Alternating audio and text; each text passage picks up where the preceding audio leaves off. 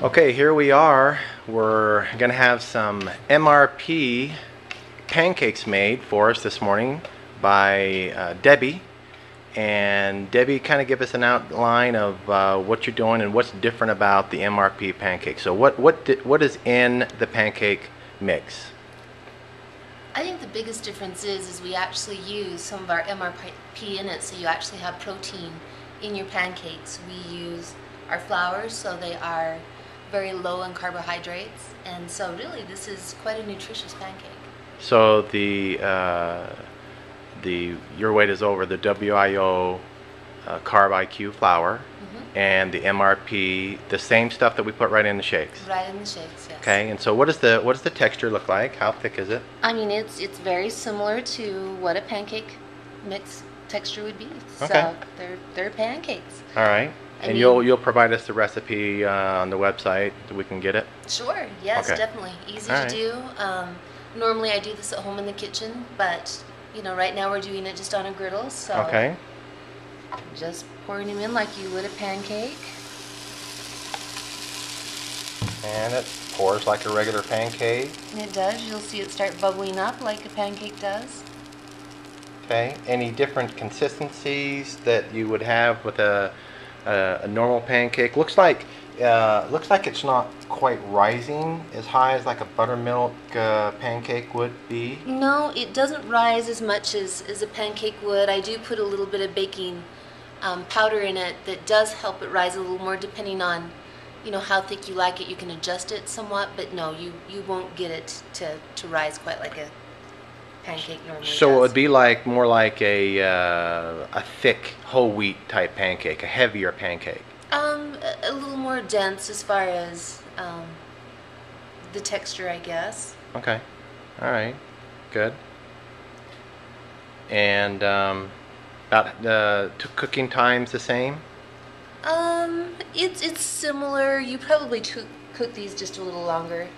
Okay.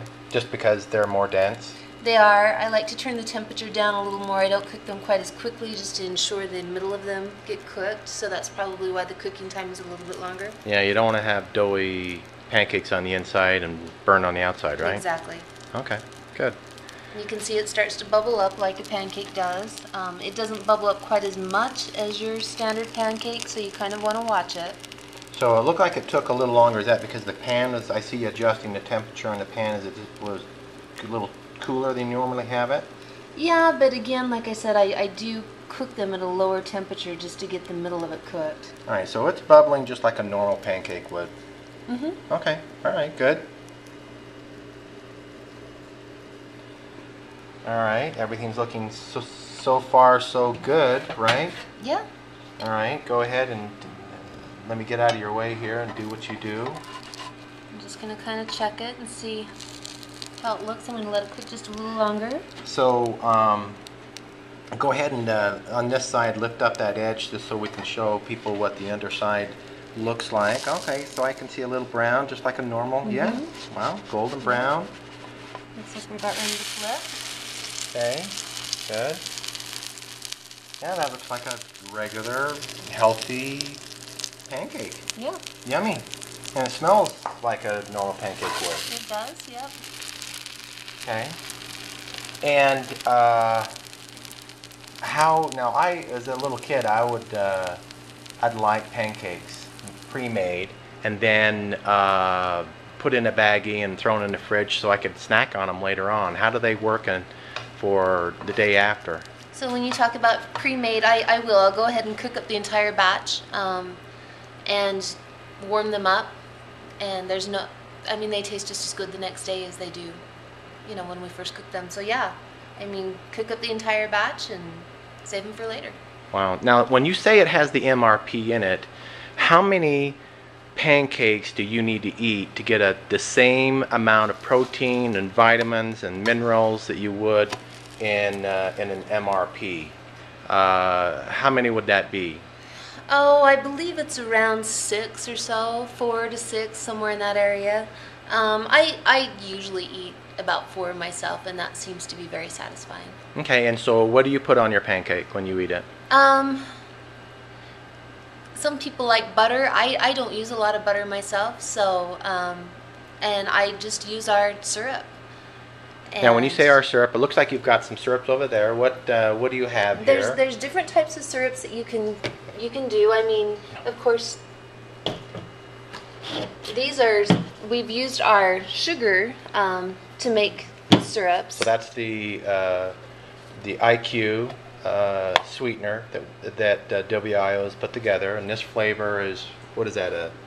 A raspberry, strawberry? I believe this one is a raspberry, but of course you could do any flavor you like. And these are in our to-go containers, so they don't look very fancy. But this one is an apple that we did. Wow.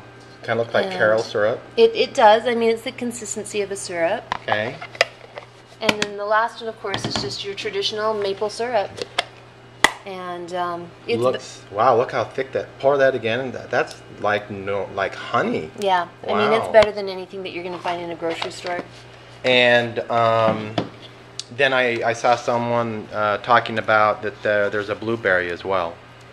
Yeah, the blueberry's good. And I imagine you can make any flavor of syrup because WiO has all those extract flavors, and so what these flavors were made with is the extract that they flavor the MRPs with. Yeah, so you're unlimited on the flavor. That's amazing. That you could do just about anything. I mean, if your kids want bubblegum syrup, you can do bubblegum syrup. So. That's cool. Not that You haven't tried that one? Wow, that looks like a normal pancake. And yeah. All right, well let's taste it and see what it's like.